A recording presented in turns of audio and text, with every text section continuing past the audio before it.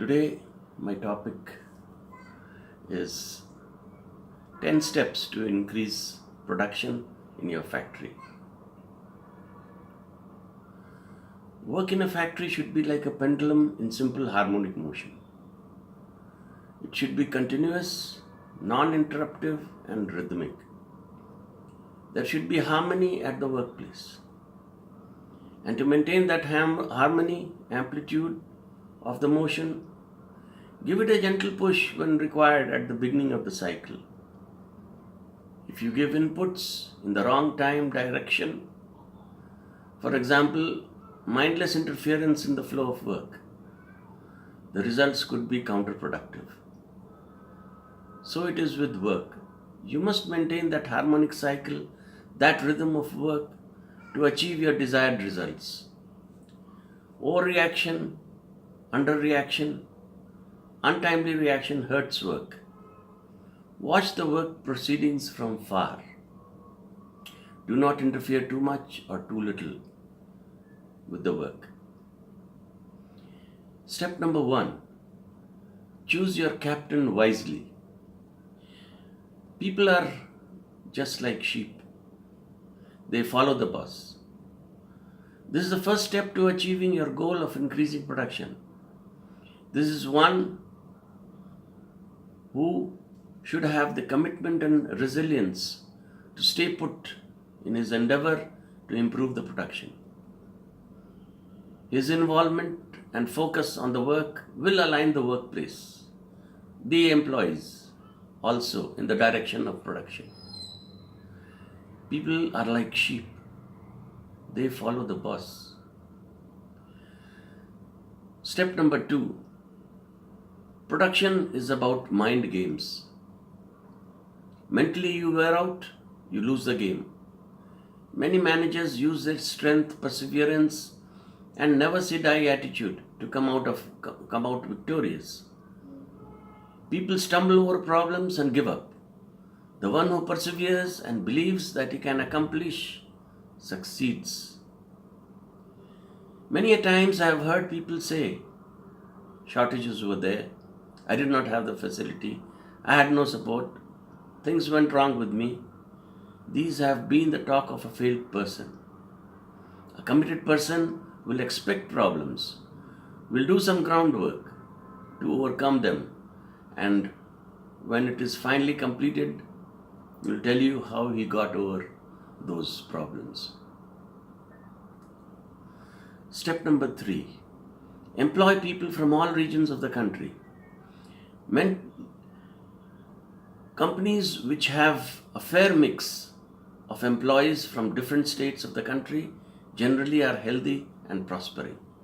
Those who believe that only their community, their people should be employed have slowly led to the company's demise. Systems deteriorate, underperformance and casual approach to work becomes rampant, and many have to close down. The fact that a company employs people from all states, from all other states, is proof enough that the management values production and productivity. Whenever you have employees of only one community or state, the chances of unity among them for a good or bad cause runs high. Employees can unite, organize for a quick tool down and stop work altogether. But when you have people from different states working in an organization, you have differences of opinion and it becomes very difficult for all of them to unite. So production keeps going and the chances of survival of the company remains good. Step number 4. Communication gap.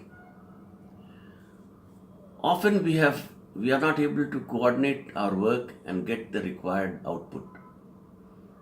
The simple reason is communication gap.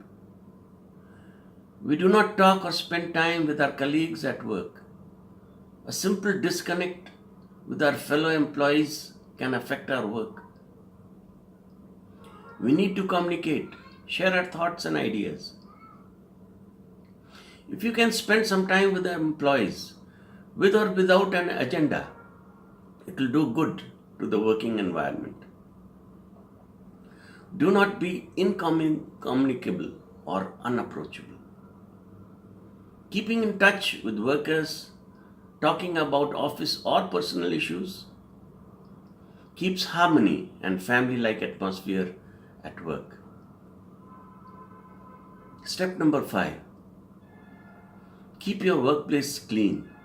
Never accept a bad product. Keeping your workplace clean refreshes you. Cleanliness creates environment for quality work. You would feel like working in neat surroundings and would like to leave the area neat before leaving the place. You get better sometimes new ideas to improve your performance. Never accept a bad product.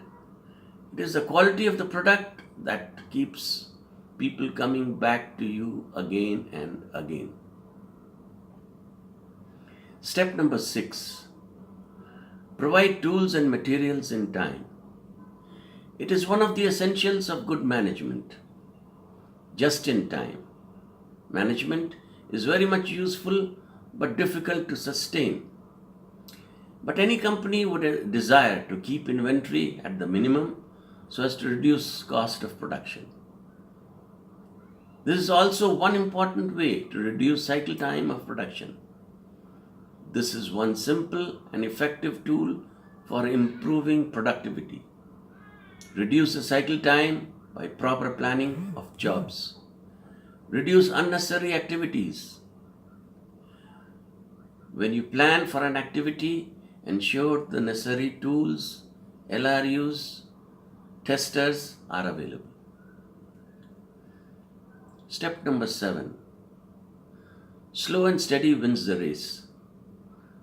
Production is not about putting effort for a few days and then relaxing. It is about regularity, it is about every day, it is week after week of close follow-up with the workers, with the work.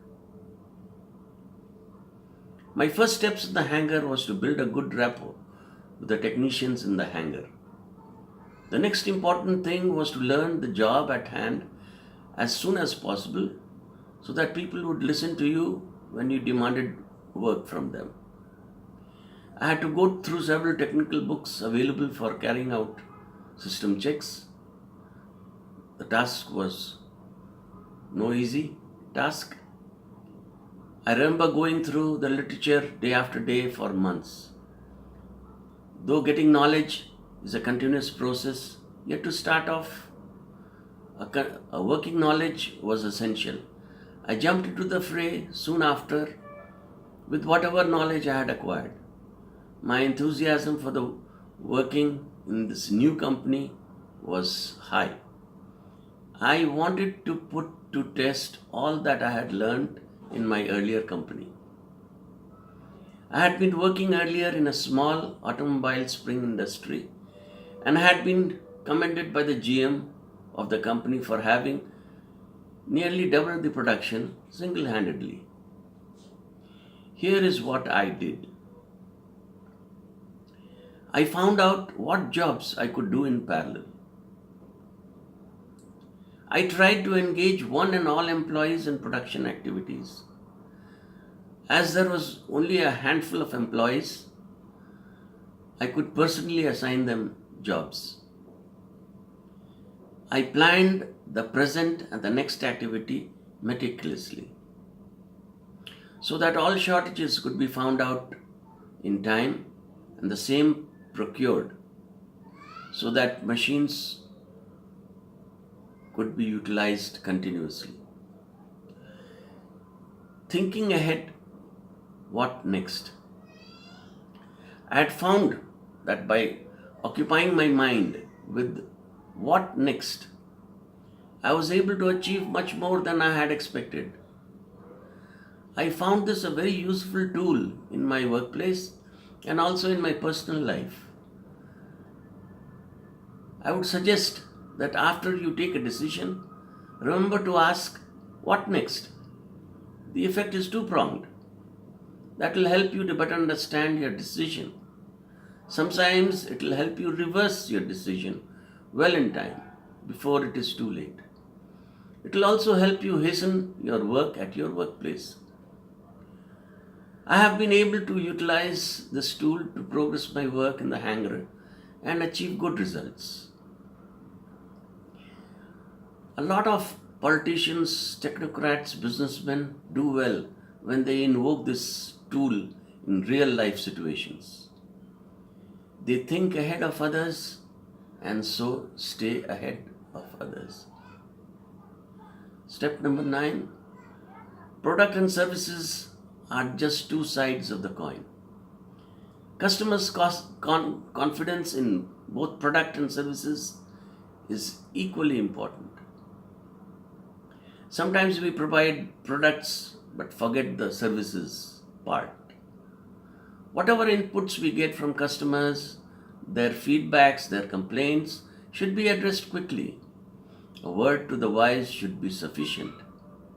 But managements have their own agenda. They engage themselves in activities that will get the company more money by increasing production and overlooking the spares and serviceability requirements of their customers. Many a times customers migrate to other companies because of poor services provided by the vendors. So learning the hard way could be dangerous and may affect the survival of your company. Step number 10. Enjoy your work. Hear your inner self. There is no joy like a person who finds happiness in performing his work. Those who love their work also find enjoyment from it.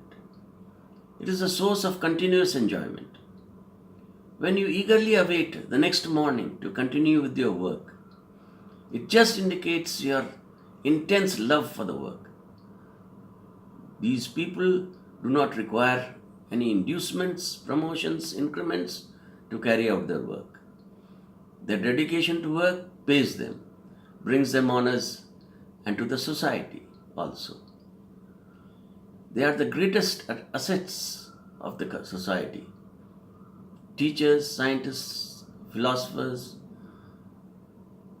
who find solace in their work seldom move out from their workplace. They lose awareness of when night came, when they last felt hunger, when the food canteen closed. Whenever you are out on a holiday, that enjoyment is temporary. But finding happiness from performing your duties can give you enjoyment through your lifetime. Hear your inner self. Whenever you are confused and weary with problems and issues in your workplace or in your life, rely on your inner voice. Morning time is the best time when new ideas, thoughts traverse your mind. As the day progresses, the mind gets cluttered with thoughts and nothing coherent emerges. So, spending time in the morning with yourself and with your thoughts can be useful. Your conscience will speak out to you on every problem that you face in your life and will tell you how to resolve it. It is pure, unfiltered, unadulterated advice that every human being gets freely. Learn to hear and harness it. Yoga and exercises in the early hours of the day will help you hear your conscience loud and clear. Many people who ignore this message and put their ego and selfish motives into their thought process get weird advices. Those lucky enough to hear those clear messages and who follow prosper in life as they can make good decisions. For those who get the thought process muddled due to various conditions of life, my advice would be to do yogic exercises like deep breathing, early morning walk, or jogging to increase the flow of energy in the body and mind. You will for sure hear your inner voice speaking to you loud and clear. Thank you. If you have liked the video, please subscribe.